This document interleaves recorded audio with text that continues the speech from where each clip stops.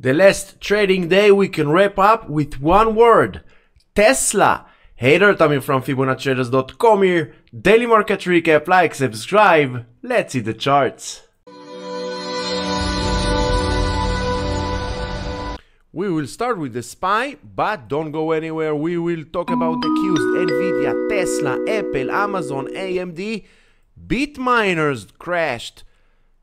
Don't go anywhere. Don't fast forward. SPY closed the day with a doji and the 50% retracement inside the yellow zone. Not much of a price action during today. And SPY, this is how it looks on the 65 minutes. Just sideways move. The 5, 10, 80 area, very tough resistance. The 507.65 is the support. It got retested during the last hour of the trading day, breaking below, and we will see 505.25 to the downside. We still have a gap over here at the 504.30, a doji after several days of an uptrend inside the yellow zone. Be prepared, we might get some kind of a pullback to the 505.60 and closing the gap at the 504.41. Why? Because we know that more than 85% of all gaps will get filled. And look at this trend line, beautiful downtrend line, started over April, beginning of April, and since then each and every time SPY reaches this trend line, SPY price getting rejected. Will it happen the same also this time? Maybe, most likely, because we have a doji inside the yellow zone, 50% retracement with a trend line. Be prepared for some kind of a pullback. QQQ, same thing. Doji inside the yellow zone, broke above and stayed above the 50% retracement, but a doji after several days of an uptrend, a pullback might be incoming, maybe tomorrow or during this week. Don't forget Apple and Amazon, and we have also rate decision coming up Wednesday. Anything can happen. No one knows what will happen next. The only thing we need to prepare is both sides, and we need to protect the downside. The upside will protect itself. The downside, this is the only thing we need to protect. QQQ, same thing on the 65 minutes, just sideways move.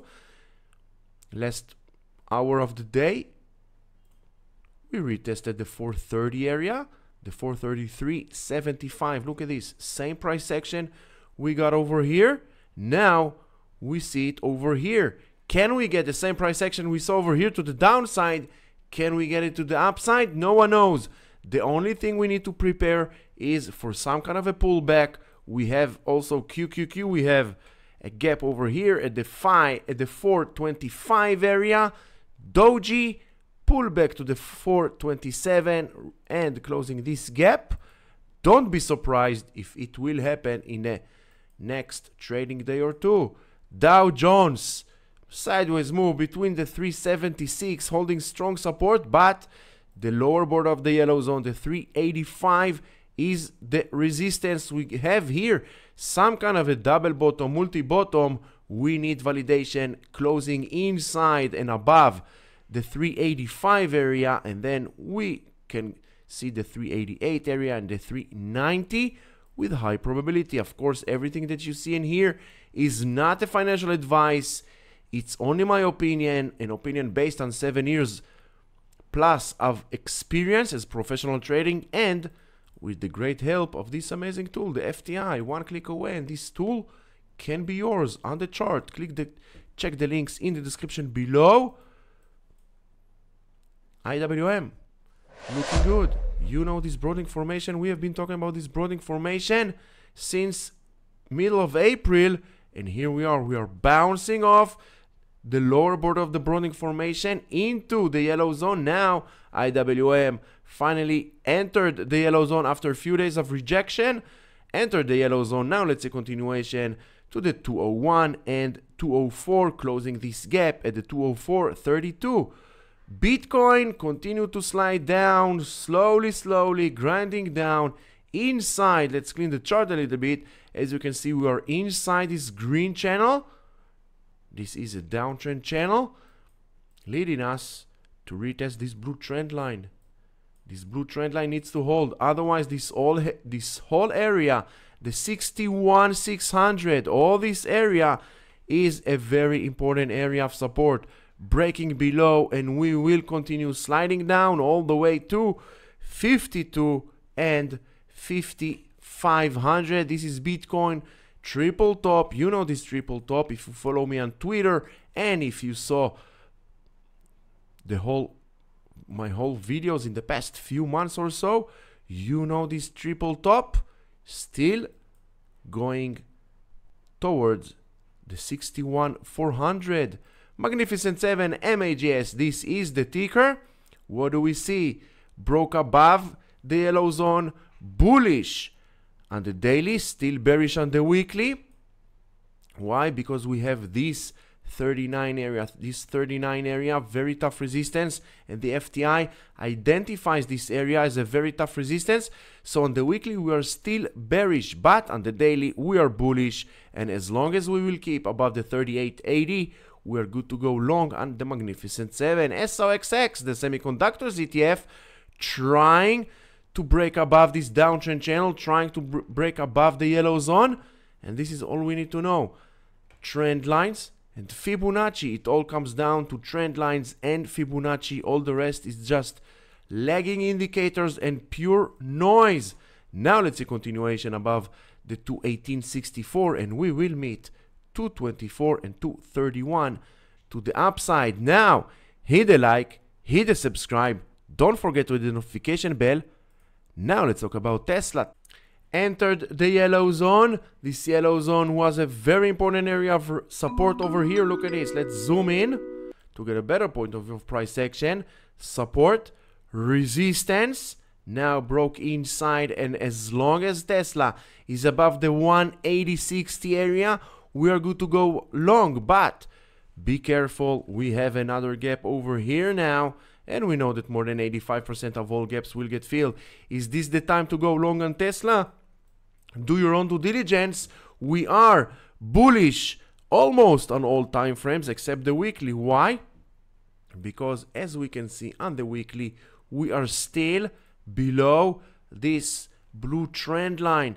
We have this trend line, we also have this trend line, but let's see the tighter trend line, this one over here.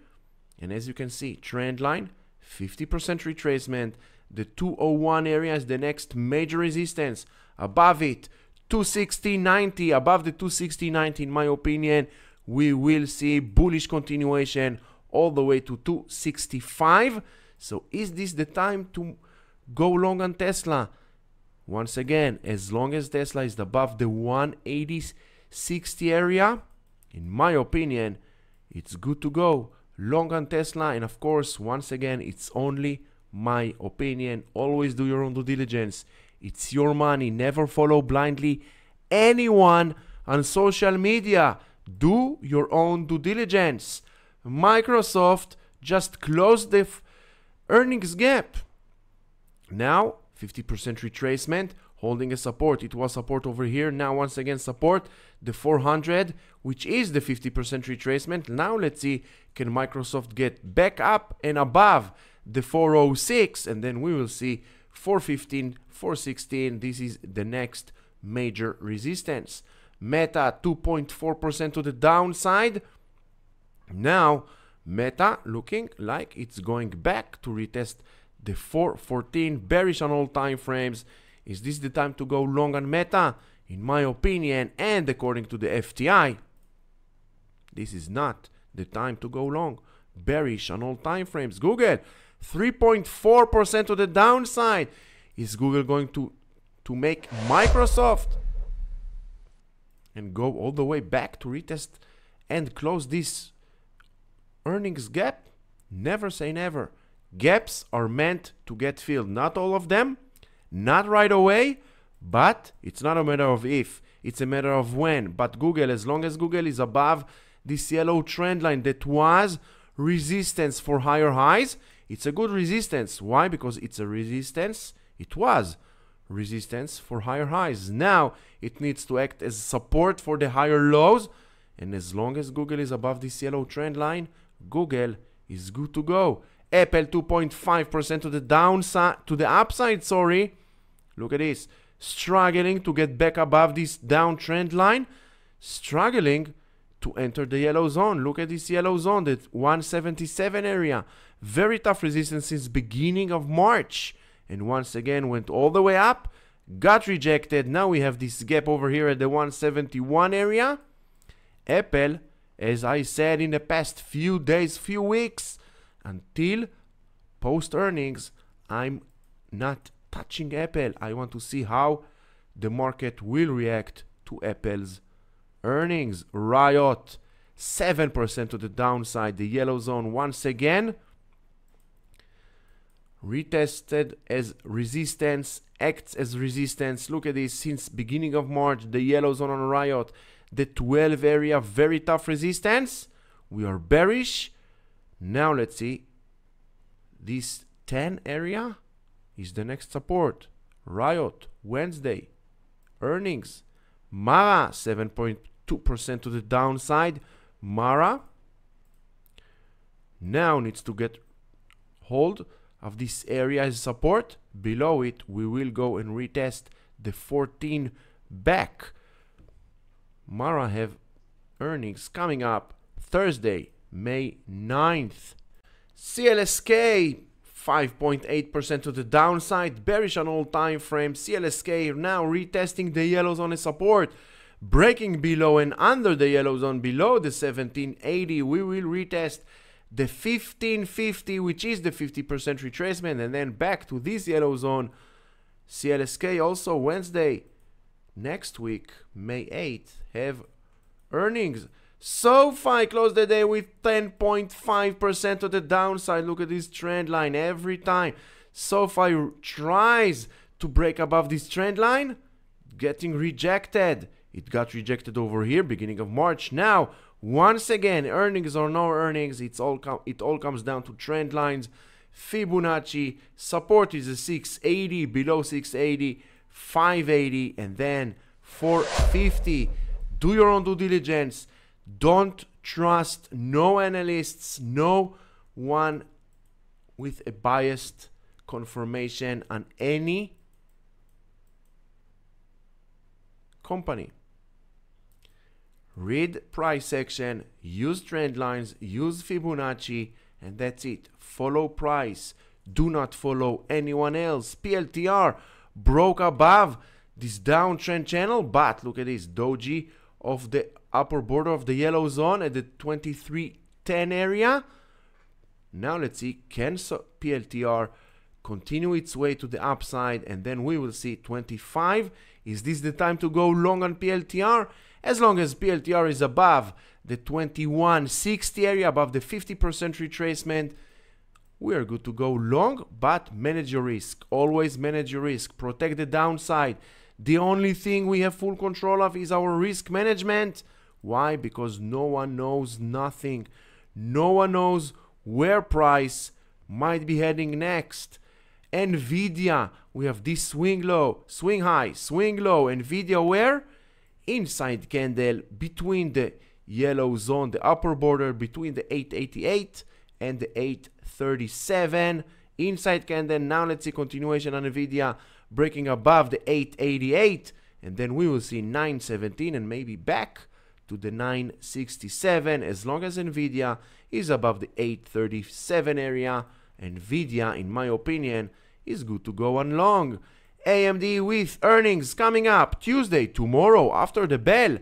Try today to break above this downtrend channel, but one candle does not change the overall sentiment, and the overall sentiment for now on AMD since beginning of March is a very steep downtrend. Yes, we got ourselves bullish sentiment, bullish signals on 3 out of 4 time frames according to the FTI. But in my opinion, we are traders. We are not gamblers. We do not go in with open positions into earnings, because going into earnings with open positions is purely gambling. No one knows what will happen. Look at SoFi. SoFi had amazing earnings, right? Look at these numbers. Super numbers. What happened to SoFi? Went 10.5% to the downside. Meta, great results, right? Went back, you went down, you know where. So, the only thing we need to control is the downside. Do not,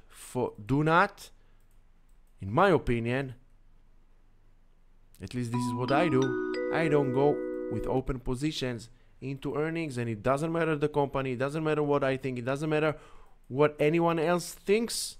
The only thing that really matters is how Mr. Market will react to those numbers. And we have also rate decision coming up Wednesday.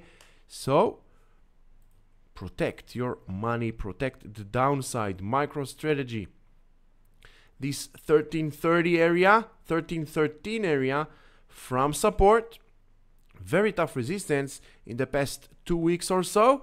The 1131 is the next support. Below it, and this gap at the 895 will get filled. Is this the time to go long on MASTR and MicroStrategy? What does the FTI says? Bearish on all time frames. SMCI 3.8% to the upside, trying to get back inside the yellow zone. We are still inside this downtrend channel. Also Tuesday, tomorrow, after the bell, SMCI super microcomputer earnings coming up. Amazon earnings coming up also tomorrow, Tuesday, after the bell, closed above the yellow zone. We have this gap over here. What do you think? Let me know in the comments below where Amazon is heading post earnings. 166 or all-time highs 190 and then 204. Let me know in the comments below. So I hope you found this video helpful. If you did, like, subscribe, don't forget to hit the notification bell because we are going live every day 8:29 Eastern Time, preparing together for the next trading day. Until then, stay safe.